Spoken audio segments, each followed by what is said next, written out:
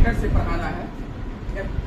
तो आप देखिए मैटर, अब जितना भी मैटर है तुम जानते हो मैटर क्या है, जिसके पास मास हो और जो स्पेस को क्या करता हो, ऑक्यूपाई करता हो, उसको हम लोग क्या बोलेंगे, मैटर बोलेंगे। दुनिया में जितने भी मैटर है उसको दो कैटेगरी में डिवाइड किया गया, ठीक है। इसको कितने कैटेगरी में डिवाइड किया गया, दो कैटेगरी में। एक कैटेगरी में डिवाइड किया किसके बेसिस पर, तो फिजिकल प्रॉपर्टीज के बेसिस पर, ऐसा में किसके बेसिस पर, फिजिकल प्रॉपर्टीज के बेसिस पर। और दूसरे कैटेगरी में डिवाइड किया गया किसके बेसिस पर, केमिकल प्रॉपर्टीज के बेसिस पर डिवाइड किया गया, ठीक है। जब फिजिकल प्रॉपर्टीज के बेसिस पर मैटर को डिवाइड किया तो तीन स्टेट में बताया, एक बताया कि क्या होगा, सॉलिड्स, और दूसरा लिक्विड्स, और तीसरा गैसेस।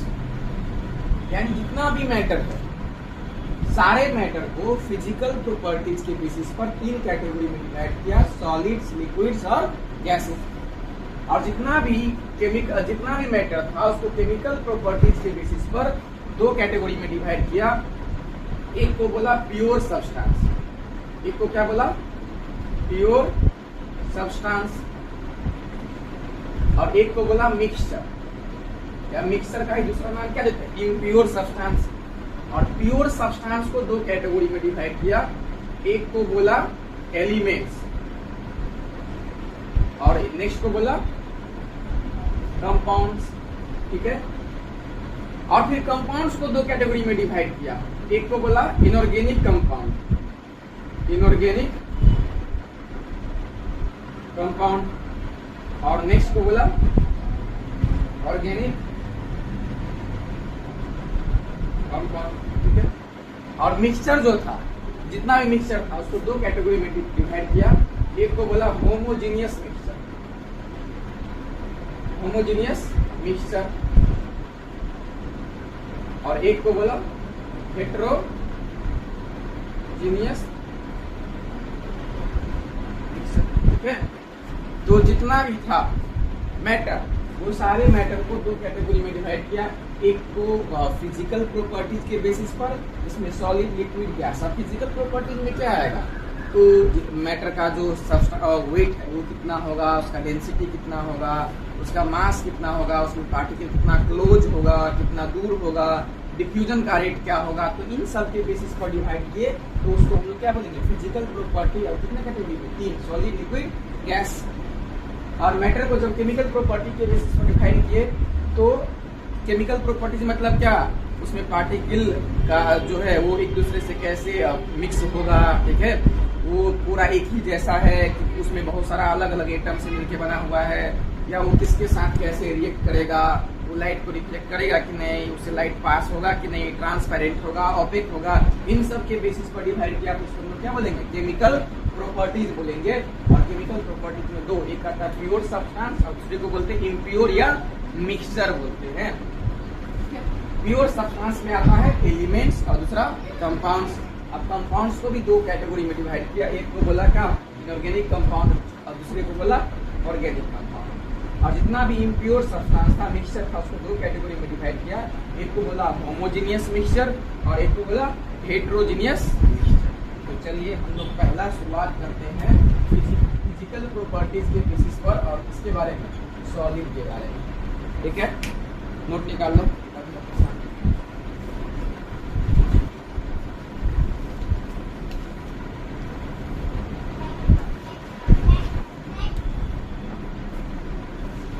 तो नोट्स में जो लिखाया गया है ये वाला टेबल है, ठीक है।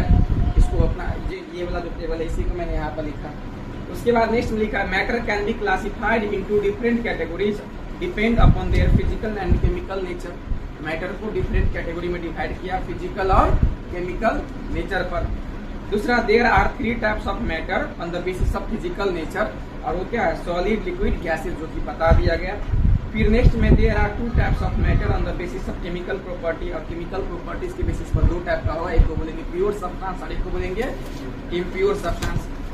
और फिर नेक्स्ट में है there are 2 types of pure substance. Pure substance दो टाइप का होगा, एक को बोलेंगे एलिमेंट्स और दूसरे को बोलेंगे कंपाउंड्स। फिर आगे लिखा गया there are 2 types of compounds, inorganic compound and organic compound, ये भी बता दिया गया। There are two types of mixture, एक में है होमोजीनियस मिक्सचर और दूसरे में है हेट्रोजीनियस मिक्सचर। अब है states of matter. States of matter में 5 स्टेट होता है, सॉलिड, लिक्विड, गैस, प्लाज्मा और बोस कंडेंसेट, ठीक है, बोस आइंस्टीन कंडेंसेट होता है, ठीक है। तो उसमें से सबसे पहले जो हम लोग पढ़ेंगे वो है सॉलिड के बारे में। और पहला है कि states of matter on the basis of physical state matter can be classified into solid, liquid, gas. सबसे पहले हम लोग पढ़ेंगे सॉलिड्स के बारे में। सॉलिड्स के क्या क्या प्रॉपर्टीज होते हैं उसके बारे में पढ़ाई करेंगे। तो आपके नोट्स में लिखाया गया है सबसे पहले पहला पॉइंट में सॉलिड्स में they have fixed shape and fixed volume, यानी सॉलिड जो है उसके पास क्या होगा, fixed shape and fixed volume होगा। जैसे कि ये डस्टर है, क्या इसको मैं कढ़ाई में रख दूंगा तो इसका शेप चेंज हो जाएगा? क्या मैं इसको हवा में रख दूंगा तो इसका शेप चेंज हो जाएगा? या मार्कर को अगर मैं कहीं भी हवा में रख दूं, पानी में रख दूं, गैस में रख दूं, ठीक है, या कहीं भी बेंच पर रख दूं, कहीं भी रख दूं, या बोतल के अंदर रख दूं, क्या इसका शेप चेंज होगा? क्या इसका साइज चेंज होगा? या क्या इसका वॉल्यूम चेंज होगा? ये बड़ा हो जाएगा या फिर क्या छोटा हो जाएगा? नहीं होगा। तो जितने भी सॉलिड होते हैं उसका शेप और साइज क्या होगा, फिक्स्ड होगा। जितने भी सॉलिड होगा उसका शेप और क्या साइज क्या होगा, तो जितना भी सॉलिड होगा उसका शेप और साइज क्या होगा, फिक्स्ड होगा। आया समझ में? फर्स्ट पॉइंट में ये है, इसमें कोई दिक्कत नहीं। नेक्स्ट में है solids have rigidity hence they can not be compressed. Solids जो है तो उसमें रिजिडिटी होता है, मतलब कठोरता होता है, ठीक है, हार्डनेस आता है। तो क्या इस मार्कर जो है वो तो सॉलिड है, क्या इसको मैं अगर दबाऊंगा तो दब सकता है? नहीं। क्या इसको मैं दबाऊंगा तो दब रहा है? नहीं। ठीक है, डस्टर को दबाऊंगा तो दबेगा? नहीं। या फिर कोई पत्थर को प्रेस करूंगा तो दबेगा? नहीं दबेगा। क्यों? क्योंकि उसमें क्या होता है, रिजिडिटी होता है। क्वेश्चन है ये जो रिजिडिटी होता है उसको हम कंप्रेस करते हैं तो कंप्रेस नहीं होगा, क्योंकि क्या है, हार्डनेस है, उसमें रिजिडिटी है, कठोर है। क्वेश्चन ये कठोर क्यों होगा? तो देखो सॉलिड का जो पार्टिकल है ना बच्चा, सॉलिड का जो पार्टिकल है वो बहुत नजदीक होता है, क्लोजर होता है, जिसके वजह से उसके पार्टिकल के बीच में स्पेस नहीं बच पाता है। तो क्या उसको कंप्रेस कर सकते हैं? नहीं। जैसे ये बोतल है, तो अगर बोतल के अंदर पूरा पानी भरा हुआ है और पूरा ऊपर से ढक्कन लगा हुआ है, तो क्या बोतल को प्रेस करेंगे तो होगा? नहीं। लेकिन अभी बोतल को प्रेस करेंगे तो हो रहा है कि नहीं? क्यों? क्योंकि बीच में खाली जगह है तब ना हो रहा है। लेकिन अगर बीच में खाली जगह नहीं रहता तो हम कितना भी प्रेशर लगाते या कितना भी फोर्स लगाते, क्या ये प्रेस होता, कंप्रेस होता? नहीं होता। क्यों? क्योंकि इसके बीच में खाली जगह नहीं होता। लेकिन अभी तो हो रहा है। क्यों? क्योंकि इस बोतल के बीच में क्या है, खाली जगह है। सेम वैसे ही जितना भी सॉलिड्स होता है उसको कंप्रेस नहीं किया जा सकता है, क्योंकि उसमें रिजिडिटी होता है, कठोरता होता है। और किसके कारण होता है? उसमें पार्टिकल्स का जो बीच में स्पेस है, पार्टिकल्स के बीच में, इसको हम लोग क्या नाम दिया था, इंटरमोलिकुलर स्पेस, वो बहुत बहुत बहुत कम होता है। यानी पार्टिकल्स क्लोजर होता है, इतना क्लोजर होता है कि अब क्लोज नहीं हो सकता है, इसलिए इसको कंप्रेस करना पॉसिबल नहीं है। तो वो सेकेंड पॉइंट में है। नेक्स्ट में सॉलिड्स डू नॉट फ्लो और डिफ्यूज इनटू ईच अदर। अब सॉलिड जो है वो फ्लो नहीं कर सकता। पूछने की फ्लो मतलब क्या होता है, तो जो एक जगह से दूसरी जगह अपने आप चल जाता है उसको हम लोग क्या बोलते हैं, फ्लो बोलते हैं। जो कौन करता है, लिक्विड और दूसरा गैस। लिक्विड को अगर तुम यहाँ पर रख दोगे, मतलब क्या पक्का पे गिरा दोगे फ्लोर पे, तो क्या एक जगह रहेगा? तो पूरा बिखर जाएगा ना, फ्लो कर जाएगा। लेकिन मार्कर को मैं एक जगह गिराऊंगा तो क्या मार्कर बिखर जाएगा? नहीं, उसी जगह पर रहेगा। या गैस को भी तुम यहाँ पे छोड़ोगे तो पूरा रूम में क्या हो जाएगा, मिक्स हो जाएगा। तो जो फ्लो करता है, anything which can flow is called fluid. कोई भी चीज जो फ्लो कर सकता है उसको हम क्या बोलेंगे, फ्लूइड। और फ्लूइड कौन आता है, लिक्विड और गैस आता है, क्योंकि वो फ्लो कर सकता है, एक जगह से दूसरी जगह बह सकता है। लेकिन सॉलिड फ्लो नहीं कर सकता है। तो पहली बात, इस शेप एंड साइज फिक्स होता है और इसको हम लोग कंप्रेस नहीं कर सकते। क्या कंप्रेस कर सकते हैं? नहीं कर सकते हैं। क्यों नहीं कर सकते हैं? क्योंकि इसमें क्या होता है, रिजिडिटी होता है, इसलिए हम कंप्रेस इसको नहीं कर सकते हैं। और उसके बाद अभी जो बात किया वो फ्लो नहीं कर सकता है, सॉलिड जो है वो फ्लो नहीं कर सकता है, ठीक है। और डिफ्यूज भी नहीं कर सकता है। डिफ्यूज का मतलब समझाया था ना, जो एक दूसरे में इंटरमिक्स हो जाता है उसको हम लोग क्या बोलेंगे, डिफ्यूज बोलेंगे, यानी डिफ्यूजन बोलेंगे उस प्रोसेस को। तो क्या अगर मैं मार्कर को पानी में रख दूंगा तो क्या मार्कर डिफ्यूज हो जाएगा, छोटे छोटे टुकड़ा में कन्वर्ट हो जाएगा? नहीं। अब क्वेश्चन है चीनी को तो डाल के तो वो तो हो जाता है, चीनी भी तो सॉलिड है ना। अगर चीनी या एक मान लो कि बड़ा सा मिश्री होता है दाना, अगर उसको पानी में रखेंगे तो मिक्स हो जाएगा, डिफ्यूज हो जाएगा। उसमें कैसे हो जा रहा है, वो भी तो सॉलिड है, लेकिन मार्कर को रखेंगे तो नहीं होगा। तो ऐसा इसलिए ना, क्योंकि जो चीनी है, चीनी क्या है, छोटे छोटे पार्टिकल से मिलकर बना हुआ है, तो उसको पानी में रखते हैं तो उसका पार्टिकल टूट जाता है, ठीक है। वो क्रिस्टल का बना होता है, बहुत सारे छोटे छोटे पार्टिकल से मिलकर बना होता है, जबकि इसका जो पार्टिकल है ये सब नहीं टूटता है। आयरन को रखेंगे तो नहीं टूटेगा, इसलिए वो नहीं मिलेगा, है समझ में। तो ये सॉलिड जो है वो डिफ्यूज नहीं हो सकता, जनरली मिक्स नहीं हो सकता है, ठीक है। अगर एक जगह रखेंगे तो क्या अपने आप चीनी हर जगह चल जाएगा? नहीं जाएगा। मार्कर को रखेंगे तो क्या मिक्स हो जाएगा, डिफ्यूज हो जाएगा?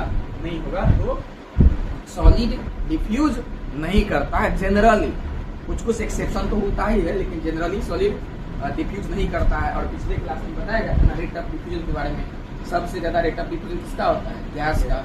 उससे कम किसका होता है, उससे कम किसका होता है, सॉलिड का। यानी सॉलिड का डिफ्यूजन रेट सबसे कम होता है, यानी ना के बराबर होता है सॉलिड डिफ्यूजन, ठीक है। Solids do not fill their container completely, यानी सॉलिड जो है अपने कंटेनर को कंप्लीटली फिल नहीं करता है।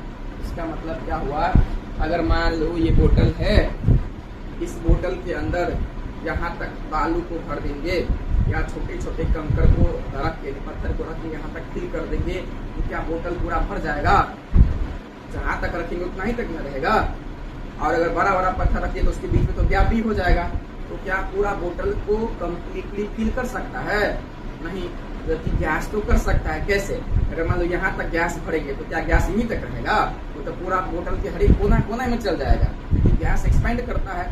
जब भी इसमें गैस भरेंगे तो पूरा बोतल को भर देगा, मतलब ऊपर भी चला जाएगा, जहाँ जहाँ जगह होगा वो हर जगह क्या हो जाएगा, भर जाएगा, फिल कर देगा कंटेनर को कंप्लीटली। लेकिन मैं इसके अंदर पत्थर रखूँ या ये दोनों मार्कर गिरा दूँ, क्या ये दोनों मार्कर पूरा बोतल को भर देगा? नहीं। तो ये कंटेनर को कंप्लीटली फिल नहीं कर सकता है, मतलब भर नहीं सकता है। जहाँ रखेंगे वहीं तक रहेगा। और इसका अगर किसी भी कंटेनर में रखेंगे तो जिस सॉलिड को किसी भी कंटेनर में रखेंगे तो उसका शेप पहले ही जैसा रहेगा। जैसे लिक्विड में तो चेंज भी हो सकता है, अगर लिक्विड को बोतल में रखेंगे तो बोतल जैसा शेप हो जाएगा, ठीक है। कटोरा में रखेंगे तो कटोरा जैसे शेप हो जाएगा, ग्लास में रखेंगे तो ग्लास जैसे शेप हो जाएगा, ठीक है। लोटा में रखेंगे तो लोटा जैसे शेप हो जाएगा। लेकिन क्या इस मार्कर को या मैं एक पत्थर को बोतल के अंदर रखूंगा तो क्या बोतल जैसे होगा, लोटा के अंदर लोटा जैसे, ग्लास के अंदर ग्लास जैसे? नहीं। मतलब उसको कहीं भी रखो उसका शेप फिक्स्ड होता है और साइज भी क्या होता है, फिक्स्ड होता है, ठीक है। कोई दिक्कत नहीं। तो ये कंटेनर को कंप्लीटली फिल नहीं कर सकता है। उसके बाद है इसमें, अच्छा दूसरा चीज है उसके बाद, ये समझ में आया टोटल क्या? पहली बात तो सॉलिड का शेप और साइज फिक्स्ड नहीं होता है, इसको कंप्रेस नहीं किया जा सकता है। क्या सॉरी मतलब उल्टा हो गया, इसमें शेप एंड साइज फिक्स्ड होगा सॉलिड्स का, उसको कंप्रेस नहीं किया जा सकता है। रिजिडिटी में ये बहुत ज्यादा रिजिड होता है, कठोर होता है, इसलिए कंप्रेस नहीं किया जा सकता है। ये फ्लो नहीं कर सकता है, ना डिफ्यूज कर सकता है। अगर कोई करेगा भी तो उसका डिफ्यूजन का रेट क्या होगा, बहुत ज़्यादा कम होगा। उसके बाद ये डिफ्यूज भी तो नहीं करेगा और ये कंप्लीटली किसी भी कंटेनर को फिल नहीं कर सकता है और इसका अपना शेप और साइज होगा किसी भी कंटेनर में रखेंगे तो। अब नेक्स्ट में है नोट्स में लिखाया गया the space between molecules is called intermolecular space, यानी दो, एक मॉलिक्यूल ये है और एक ये है, एक ये है, ये है। तो मॉलिक्यूल्स के बीच में जो स्पेस है उस स्पेस को हम लोग क्या नाम देंगे, इंटर मॉलिक्यूलर स्पेस। क्या नाम देंगे, इंटर मॉलिक्यूलर स्पेस, ठीक है। जैसे इंटरसिटी के बारे में बताया था कि नहीं, दो सिटी के बीच में चलती है तो क्या नाम देते हैं, इंटरसिटी। उसी तरह दो मॉलिक्यूल, मॉलिक्यूल मतलब क्या, पार्टिकल, दो पार्टिकल के बीच में जो स्पेस होगा, जगह होगा, उस जगह को हम लोग क्या बोलेंगे, इंटर मॉलिक्यूलर स्पेस बोलेंगे। और तुमको ये भी बताया गया था जब पार्टिकल्स का नेचर पढ़ाया जा रहा था, तो ये भी बताया गया था कि कोई भी जो मैटर बनेगा तो पार्टिकल से मिलकर बनेगा, और उस पार्टिकल में जितना भी मैटर होगा वो एक दूसरे से क्या करेगा, अट्रैक्ट करेगा। तो ये मैटर जो ये पार्टिकल है, इस पार्टिकल को अपनी तरफ क्या करेगा, अट्रैक्ट करेगा। बदले में ये पार्टिकल इसको भी क्या करेगा, अपनी तरफ अट्रैक्ट करेगा, इसको भी अपनी तरफ अट्रैक्ट करेगा, इसको भी अपनी तरफ अट्रैक्ट करेगा, इसको भी अपनी तरफ अट्रैक्ट करेगा, इसको भी अपनी तरफ अट्रैक्ट करेगा। बदले में ये भी सबको क्या करेगा, अपनी तरफ अट्रैक्ट करेगा। मतलब सारा पार्टिकल एक दूसरे को अपनी तरफ क्या करता है, खींचता है, अट्रैक्ट करता है, फोर्स लगा करके। और मॉलिक्यूल्स के बीच में लगने वाले फोर्स को हमने क्या नाम दिया था, इंटरमॉलिक्यूलर फोर्स। ठीक है, तो क्या नाम दिया था, इंटरमॉलिक्यूलर फोर्स। तो मॉलिक्यूल्स के बीच में लगने वाले फोर्स का नाम क्या, इंटरमॉलिक्यूलर फोर्स। मॉलिक्यूल्स के बीच में मॉलिक्यूल्स के बीच का जो स्पेस होता है उसका नाम इंटरमॉलिक्यूलर स्पेस। और मॉलिक्यूल्स के बीच में लगने वाले अट्रैक्टिव फोर्स को हम लोग क्या नाम देंगे, इंटरमॉलिक्यूलर फोर्स नाम देंगे। ठीक है, अब क्वेश्चन है कि सॉलिड में इंटरमॉलिक्यूलर स्पेस ज्यादा होगा कि कम होगा। तो अभी जस्ट पहले बताया गया था, रिजिडिटी पर है, यानी इंटरमॉलिक्यूलर स्पेस ज्यादा होगा, नहीं इंटरमॉलिक्यूलर स्पेस मतलब क्या होगा, कम। यानी सॉलिड जो है, सॉलिड में इंटरमॉलिक्यूलर स्पेस क्या होगा, कम। मतलब इसमें जो पार्टिकल्स है वो बहुत नजदीक होगा, एकदम नजदीक होगा, बहुत ज्यादा क्लोज होगा एक दूसरे। सॉलिड में पार्टिकल्स क्या होगा, एक दूसरे के क्लोज होगा, मतलब इंटरमॉलिक्यूलर स्पेस क्या होगा, कम होगा। जबकि आगे बताएंगे लिक्विड्स है, उसमें पार्टिकल्स के बीच का स्पेस क्या होगा, बोलो, ज्यादा होगा। और जबकि गैसेज है, गैसेज में तो बहुत ज्यादा नहीं, बहुत ज्यादा होता है। समझ में, तो सबसे नजदीक जो है पार्टिकल्स कहाँ होगा, सॉलिड में नजदीक होगा। इसका मतलब इंटरमॉलिक्यूलर स्पेस क्या होगा, कम होगा। और जब इंटरमॉलिक्यूलर स्पेस कम होगा मतलब पार्टिकल बहुत नजदीक होगा, तो नजदीक होने के कारण अट्रैक्शन क्या होगा, ज्यादा होगा।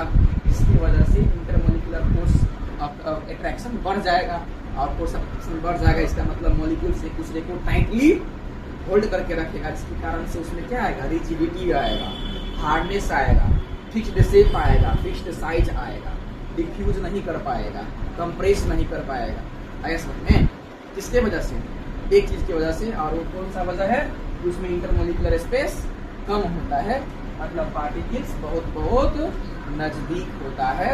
इसकी वजह से इंटरमॉलिक्यूलर फोर्स ऑफ अट्रैक्शन क्या होगा, ज्यादा होगा। आया समझ में।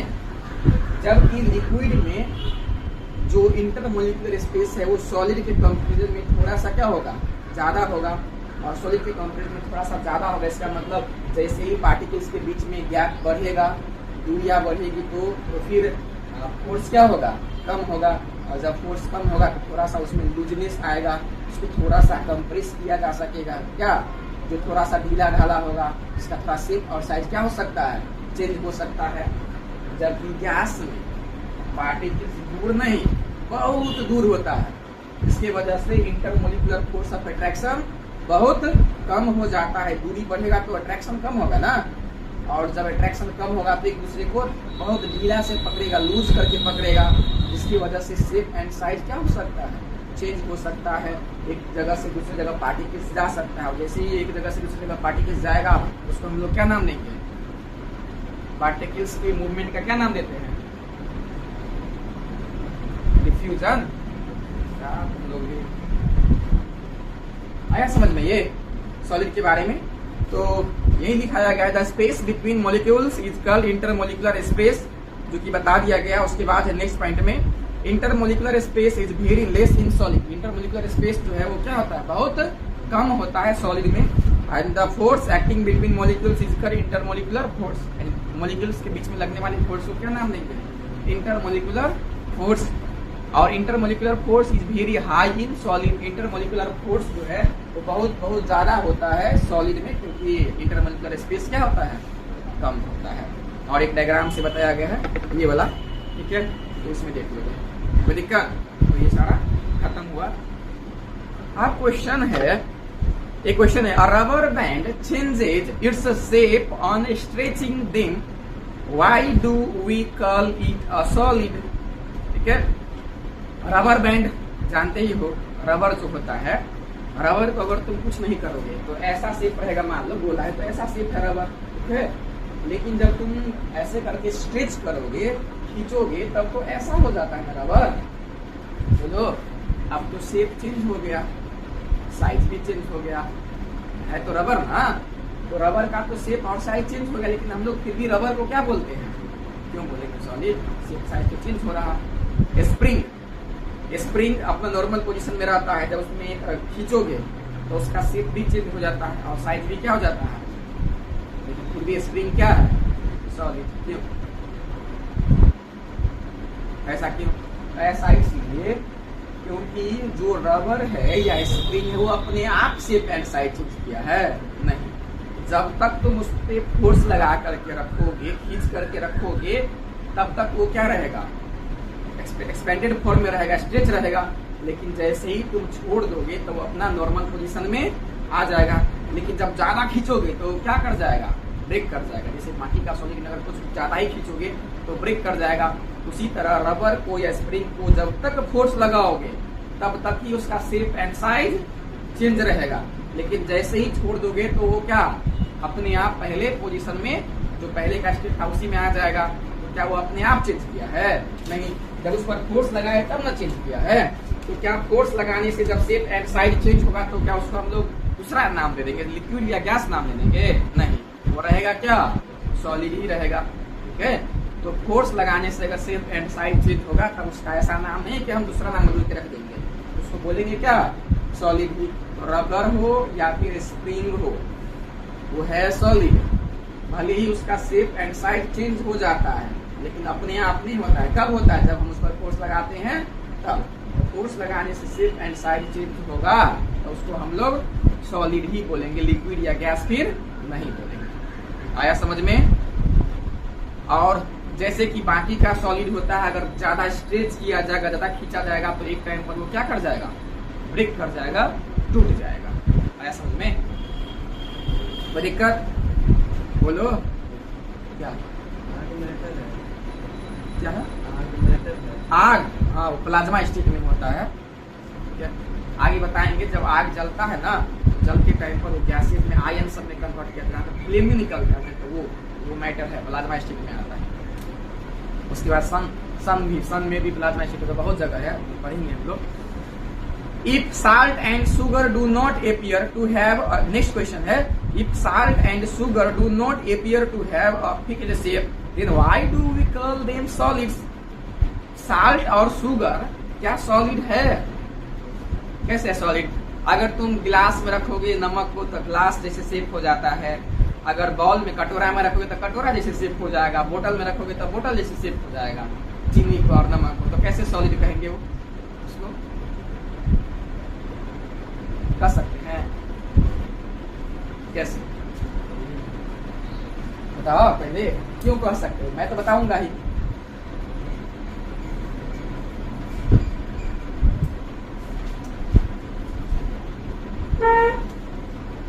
देखो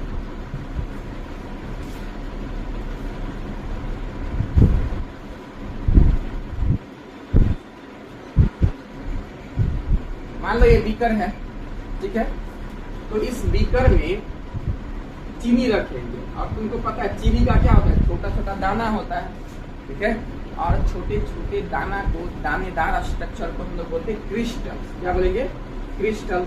क्रिस्टल मतलब क्या होता है, वो सॉलिड्स जो छोटे छोटे दाने के रूप में हो, जैसे क्या चीनी हुआ, नमक हुआ और मिश्री और क्या बालू, ये सब जो सैंड और चावल, ठीक है, वो सब को हम लोग क्या बोलते हैं, क्रिस्टल्स बोलते हैं। जो छोटे छोटे आकार का होता है उसको हम लोग क्रिस्टल नाम देते हैं।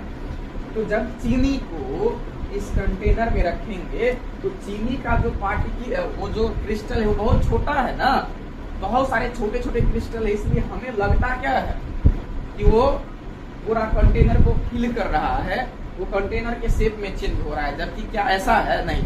जब हम लोग उसको बड़ा करके झूम करके देखेंगे और बहुत उनको बड़े बड़े सॉलिड के आकार में नजर आएगा। तो अगर मान लो एक पार्टिकल यहाँ है और एक पार्टिकल यहाँ है, एक पार्टिकल यहाँ है, इसके बीच में तो गैप रह ही जाएगा ना। तो क्या ये इसका अपना शेप चेंज हुआ, क्या साइज चेंज हुआ? नहीं। अगर एक क्रिस्टल को मैं इस चीनी के दाना को गिलास में रखूंगा तो क्या उसका शेप चेंज होगा? क्या उसको मैं थाली में रखूंगा तो क्या उसका शेप चेंज होगा? या बोतल में रखूंगा या पेपर पर कहीं भी रखूंगा तो क्या उसका शेप चेंज होगा? नहीं होगा। वो तो बहुत सारा रहता है ना, छोटे छोटे क्रिस्टल रहता है, इसलिए हमें लगता है कि वो शेप एंड साइज चेंज हो रहा है अलग अलग कंटेनर में या फिर पोट में रखने पर। लेकिन अगर तुम एक इंडिविजुअली क्रिस्टल को देखोगे, एक दाना को, तो उसका शेप एंड साइज सेम रहेगा। लेकिन एक दाना जो है क्रिस्टल वो बहुत छोटा होता है, इसलिए उसको हम लोग काउंट नहीं करते, देखते नहीं है क्या, हम काउंटेबल में रखते हैं उसको। लेकिन अगर तुम एक क्रिस्टल को, चीनी का एक क्रिस्टल उठाओ, उसको तुम कहीं भी रखो, उसका शेप और साइज क्या होगा? सेम होगा। और वॉल्यूम भी क्या होगा? सेम होगा, चेंज नहीं होगा। ये बहुत सारा रहता है, इसलिए हमें लगता है। लेकिन एक जो है क्रिस्टल को तुम उठा करके रखोगे कहीं भी तो उसका शेप, साइज या वॉल्यूम चेंज नहीं होगा। ठीक है, तो वो हमें लगता है लेकिन है नहीं। वो है क्या? सॉलिड है, लिक्विड या फिर गैस नहीं है। अब नेक्स्ट क्वेश्चन है, a sponge can be compressed easily, why do we call sponge a solid? अभी मैंने बताया कि सॉलिड को तो कंप्रेस नहीं कर सकते हैं, बताया था कुछ देर पहले। लेकिन स्पंज क्या है?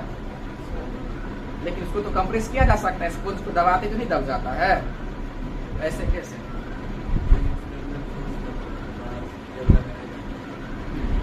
यानी सेम रीजन होगा जो बताया था, लेकिन इसमें थोड़ा सा एक चीज और ऐड हो जाएगा कि स्पंज को तुम देखोगे तो स्पंज के अंदर में छोटा छोटा क्या होता है? गैप होता है, और उस गैप में क्या भरा हुआ रहता है?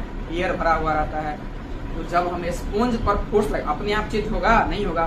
तो जब हम स्पंज पर एक्सटर्नल फोर्स लगाएंगे तो उसके गैप रहता है, इन स्पंज के बीच में जो गैप रहता है वो गैप क्या हो जाता है? खत्म हो जाता है, जिसकी वजह से कंप्रेस हो जाता है। लेकिन जैसे ही छोड़ देंगे, एक्सटर्नल फोर्स बंद कर देंगे, उस गैप में फिर से क्या भर जाएगा? एयर भर जाएगा, और फिर से वो क्या कर जाएगा? एक्सपेंड कर जाएगा। तो इसलिए स्पंज का शेप एंड साइज चेंज हो सकता है कंप्रेस करने पर। क्यों चेंज हो सकता है? क्योंकि उसके बीच में क्या होगा? गैप होगा। पार्टिकल के बीच में गैप नहीं रहता है, स्पंज जो मैटर है उसके बीच में गैप होता है, और उसमें एयर भरा हुआ रहता है। जब कंप्रेस करते हैं तो वो एयर बाहर निकल जाता है और वो कंप्रेस हो जाता है। लेकिन जैसे एक्सटर्नल फोर्स छोड़ देने लगा ना, तो फिर से अपने नॉर्मल शेप और स्टेट में आ जाएगा। क्यों? क्योंकि उसमें फिर से क्या भर जाएगा? एयर भर जाएगा। ठीक है, तो इसलिए स्पंज का शेप और साइज चेंज होने के बावजूद भी हम लोग उसको सॉलिड ही बोलेंगे। अब नेक्स्ट टॉपिक है प्रॉपर्टीज ऑफ लिक्विड। सॉलिड के पास डेंसिटी हाई होता है, मतलब क्या? उसका जो मास पर यूनिट वॉल्यूम है वो ज्यादा होगा। मतलब कम ही वॉल्यूम को अगर तुम वेट मतलब मेजर करोगे तो ज्यादा मास मिलेगा, मतलब सिर्फ ये कि भारी होगा। और भारी कब होगा? जब पार्टिकल्स के बीच में स्पेस कम होगा, तो ज्यादा पार्टिकल्स होगा, यानी कम जगह में क्या होगा? ज्यादा पार्टिकल होगा, तो उसका डेंसिटी क्या हो जाएगा? बढ़ जाएगा। डेंसिटी मतलब क्या? घनत्व, मतलब कितना नजदीक है, कितना घना है, उसी को बोलते हैं डेंसिटी। और सॉलिड में चूंकि पार्टिकल्स बहुत नजदीक होता है, बहुत ज्यादा नजदीक होगा तो ज्यादा घन होगा, और ज्यादा घन होगा मतलब क्या? उसका डेंसिटी हाई होगा, और ज्यादा नजदीक होगा तो ज्यादा मास होगा पार्टिकल्स का। कैसे? इसको समझो थोड़ा सा डिटेल में। एग्जाम्पल के लिए मान लो तुम इतना जगह में सॉलिड को फिल किए हो, और इतना ही जगह में लिक्विड को, और इतना ही जगह में किसको? गैस को फिल किए हो। तो ये सॉलिड में पार्टिकल्स नजदीक रहता है, तो इतना ही जगह में ज्यादा पार्टिकल्स आ जाएगा ना। मान लेते इतना ही जगह में कितना आ जाएगा? 100 पार्टिकल आ जाएगा। जबकि लिक्विड में पार्टिकल्स थोड़ा दूर दूर रहता है, तो मान लेते इसमें पार्टिकल्स कितना आ जाएगा? 80 आ जाएगा। ठीक है, और यहाँ पर गैस में पार्टिकल्स और बहुत ज्यादा दूर दूर रहेगा, तो मान लेते इसमें कितना आ गया? 30 पार्टिकल आ गया। और अगर मैं बोलता हूँ एक पार्टिकल का 1 यूनिट मास है, एग्जाम्पल के तौर पर, ऐसा होता नहीं है, एग्जाम्पल के तौर पर मैं बताऊं कि एक पार्टिकल का 1 यूनिट मास है, तो 100 पार्टिकल का कितना होगा? 100 यूनिट मास हो जाएगा। और इसका कितना हो जाएगा? 80 यूनिट मास हो जाएगा, और इसका 30 यूनिट मास हो जाएगा। तो सबसे ज्यादा मास किसका है? सॉलिड का। और इससे कम मास किस बात पर डिपेंड किया, तो वॉल्यूम पर भी तो डिपेंड किया ना। ये कम वॉल्यूम में, सेम वॉल्यूम में ज्यादा पार्टिकल्स में आ गया, नजदीक नजदीक, मतलब घना घना हो गया। ये थोड़ा सा दूर दूर हो गया, क्योंकि पार्टिकल दूर दूर है, तो सेम जगह में कम पार्टिकल फिट हुआ, और सेम जगह में सेम स्पेस में ये और कम पार्टिकल फिट हुआ। क्यों? क्योंकि इसके पार्टिकल के बीच में क्या है, स्पेस ज्यादा है। तो सबसे ज्यादा घना इसमें है पार्टिकल, उससे कम घना इसमें है, इससे कम घना इसमें है। इसलिए सबसे ज्यादा डेंसिटी सॉलिड का होगा, उससे कम लिक्विड का होगा, और सबसे कम गैस का होगा। आया समझ में? चलो अब पढ़िए। एक पॉइंट छूट गया था कि सॉलिड में डेंसिटी हाई होता है।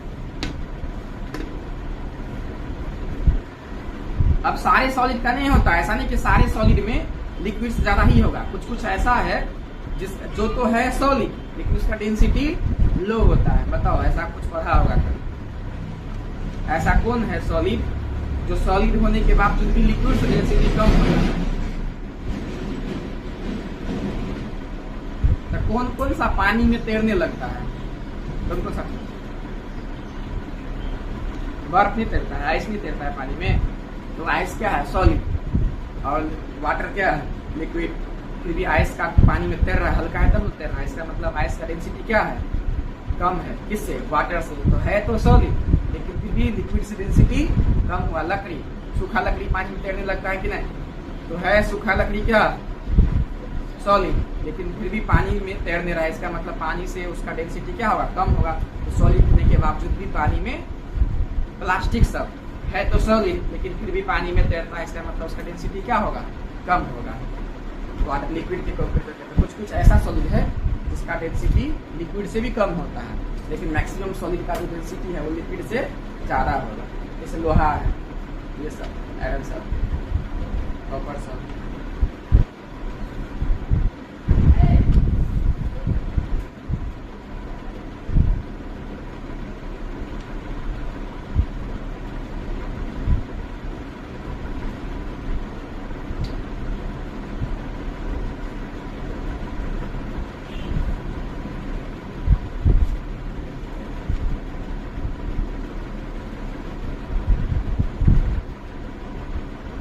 हो गया? तो बंद करो कॉपी को। अब थोड़ा जो पढ़ाए हैं उसको कुछ क्वेश्चन हो जाए। तुम बताओ, सॉलिड्स के कोई दो प्रॉपर्टीज बताओ।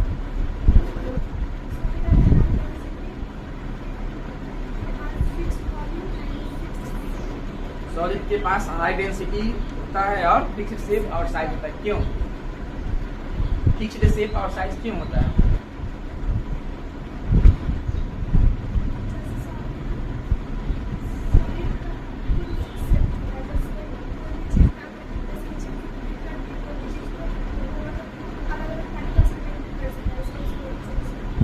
क्यों नहीं दिखा? डेंसिटी हाई क्यों होता है?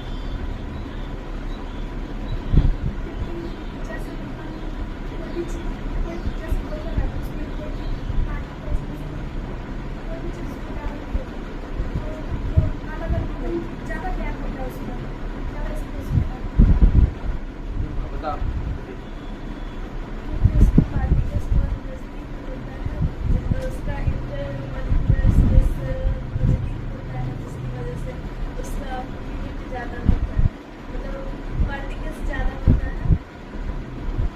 यानी ये है डेंसिटी हाई होता है सॉलिड का।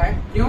क्योंकि इसमें पार्टिकल्स का जो स्पेस है, इंटरमोलिकुलर स्पेस पार्टिकल्स के बीच में वो बहुत कम होता है, तो नजदीक नजदीक रहता है, जिसकी वजह से ज्यादा पार्टिकल्स आ जाता है कम जगह में, यानी कम वॉल्यूम में। इसका मतलब कम वॉल्यूम और ज्यादा पार्टिकल का मास, इसका मतलब डेंसिटी क्या होगा?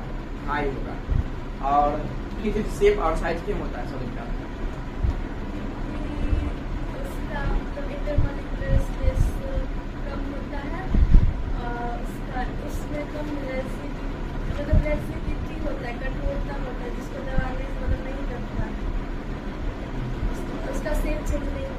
यानी थोड़ा सा इसमें मिस कर दी, जो पार्टिकल्स के बीच का जो स्पेस है, इंटरमोलिकुलर स्पेस, वो कम होगा, जिसकी वजह से फोर्स ऑफ अट्रैक्शन क्या होगा?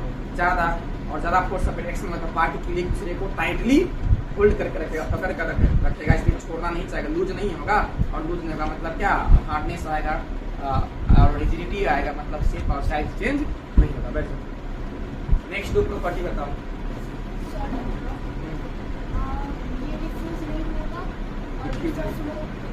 क्यों नहीं होगा?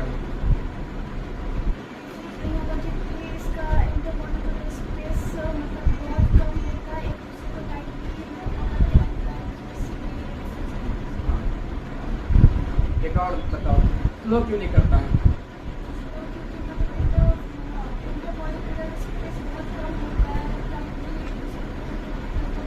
क्यों टाइटली उसको होल्ड करके रखता है? फोर्स ऑफ अट्रैक्शन लगा पार्टिकल से। बताओ तो मतलब जो बाकी का प्रॉपर्टी होगा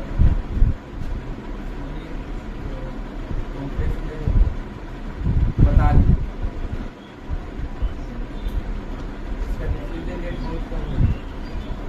क्यों होता है काम?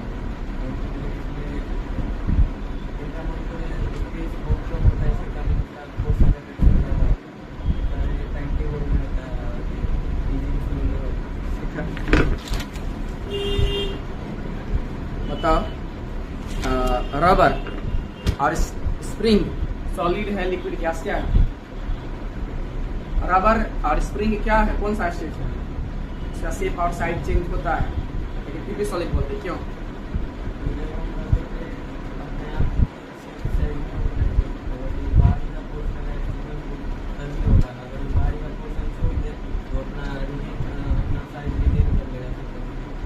पहले ही के जैसा हो जाएगा। तुम बताओ, शुगर और साल्ट सॉलिड है लेकिन फिर भी अपना शेप और साइज चेंज कर लेता है, अलग अलग कंटेनर में रखते हैं। क्यों है सॉलिड? साइज चेंज करने के बावजूद।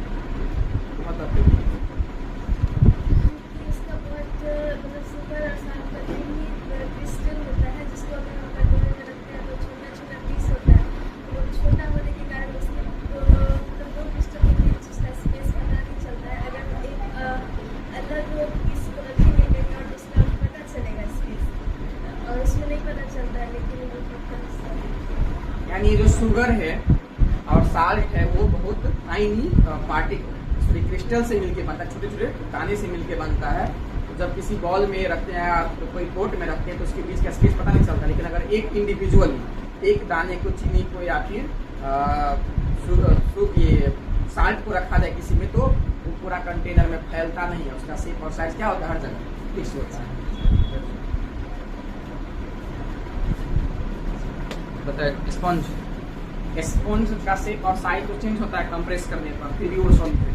कैसे?